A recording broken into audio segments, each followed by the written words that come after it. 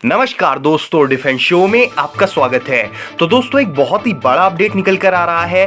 PoK के हाथ से निकलने का डर पाकिस्तान को सता रहा है और उसने आनन फानन में भारत से हॉटलाइन पर बातचीत करी है। तो क्या कुछ हुआ है भारत और पाकिस्तान के बीच, ये बहुत बड़ी खबर है और इस वीडियो में मैं आपको पूरी डिटेल्स दूंगा। तो वीडियो में अंत तक बने रहिए, साथ ही लेटेस्ट डिफेंस अपडेट्स के लिए चैनल को सब्सक्राइब करिए। तो चलिए वीडियो शुरू करते हैं।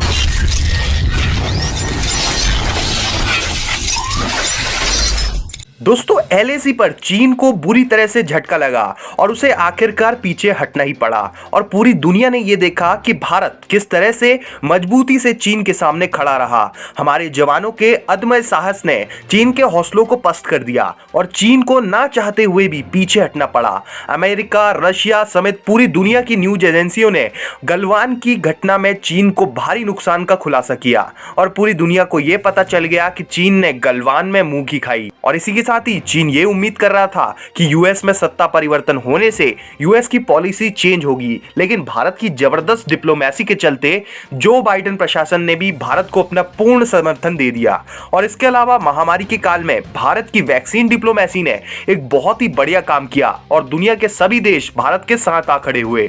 इन सभी कारणों के चलते चीन को आखिर घुटने टेकने पड़े और जब चीन ने भारत की ताकत को देख लिया तो फिर पाकिस्तान कैसे पीछे रहता। वैसे भी पाकिस्तान को सबसे ज्यादा डर इस बात का है कि भारत अब कभी भी ऑपरेशन पीओके को अंजाम दे सकता है, क्योंकि भारत की रूलिंग पार्टी अपने लगभग सभी बड़े मुद्दे पूरे कर चुकी है और सिर्फ एक मुद्दा है जो कि पीओके का, वो बचा हुआ है। और भारत ने जिस तरह से चीन को हैंडल किया उसे देखते हुए पाकिस्तान डर से सहम उठा और तुरंत आनन फानन में कल ही पाकिस्तान ने भारत से हॉटलाइन पर बातचीत करी है। और जो पाकिस्तान पहले भारत को युद्ध की धमकियां देता था, वो अब शांति की बात करने पर आ गया है। भारत और पाकिस्तान के director generals of military operation DGMO के बीच हॉटलाइन पर बातचीत हुई है। एक साझा बयान में कहा गया कि दोनों देशों ने सभी संधियों, समझौतों और संघर्ष विराम के नियमों का पालन करने पर सहमति जताई है। यह सहमति 24 और 25 फरवरी की मध्य रात्रि से लागू हो गई है और दोनों देशों के बीच इस बात पर भी सहमति बनी है कि अगर कोई गलतफहमी होती है तो पहले से मौजूद हॉटलाइन कॉन्टैक्ट को और बॉर्डर फ्लैग मीटिंग सिस्टम को इस्तेमाल करके इसका समाधान निकाला जाएगा। दोस्तों, साझा बयान में कहा गया है कि दोनों डीजीएमओज ने नियंत्रण रेखा और बाकी सभी सेक्टर्स पर हालात की समीक्षा की है। यह बातचीत गर्मजोशी भरे माहौल में हुई, ऐसा इस बयान में कहा गया है और यह भी तय हुआ है कि दोनों देश उन मुद्दों और चिंताओं पर एक्शन लेंगे जिनकी वजह से शांति भंग होती है और हिंसा होती है। यह बातचीत सीमाओं पर लगातार शांति बरकरार रखने की दिशा में उठाया गया एक कदम है।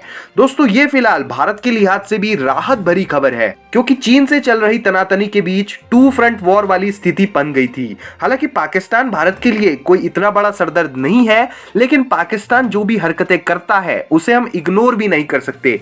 हालांकि ये हम सभी जानते हैं कि पाकिस्तान की ओर से शांति की अपील सिर्फ कुछ ही दिनों की बात है और इसमें एक पॉइंट ये भी है कि पाकिस्तान को मौजूदा समय में भारत से वैक्सीन भी चाहिए और वहीं उसे पीओके के हाथ से निकल जाने का भी डर सता रहा है। हालांकि भारत के लिहाज से मैं कहना चाहूंगा कि यह डर अच्छा है। और बाकी आपको क्या लगता है कि पाकिस्तान अब क्यों शांति की बात कर रहा है, ये कमेंट सेक्शन में बताएं। साथ ही लेटेस्ट डिफेंस अपडेट्स के लिए चैनल को सब्सक्राइब कर लें। जय हिंद, वंदे मातरम।